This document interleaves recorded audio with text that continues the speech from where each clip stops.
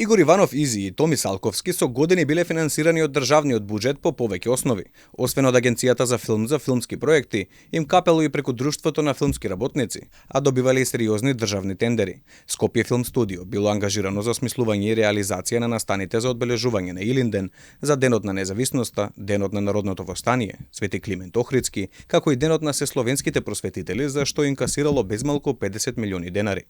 Во меѓувреме, Скопје филм студио, во сопственост на Салковски, заедно со Црна мачка, во сопственост на неговиот внук Кристијан Буровски, од Агенцијата за филм добиле 223 милиони денари народни пари. Ако се земе во предвид правилникот на оваа институција, која предвидува 7% од вкупната вредност да одат кај продуцентите, нивната лична заработка од државниот буџет се проценува на повеќе од 15 милиони денари. Дополнително, Друштвото на филмски работници со кој раководат Изи и Салковски секој месец преку Агенцијата за филм добивало по 120.000 денари, почнувајќи од 2018.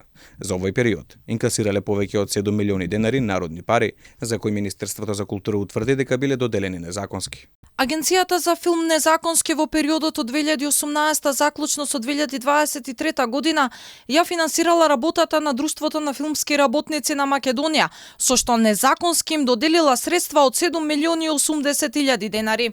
Финансиските извештаи до кои дојде Алфа пак покажуваат низа контрадикторности, а дел од парите се трошеле во ексклузивни ресторани. Друштвото на филмски работници под раководство на Иванов и Салковски вчера преку соопштение до јавноста ги повикаа институциите да расчистат со криминалот кој владее во Агенцијата за филм, а засега нејасно е дали и овие луѓе ќе се најдат под лупата на истражните органи.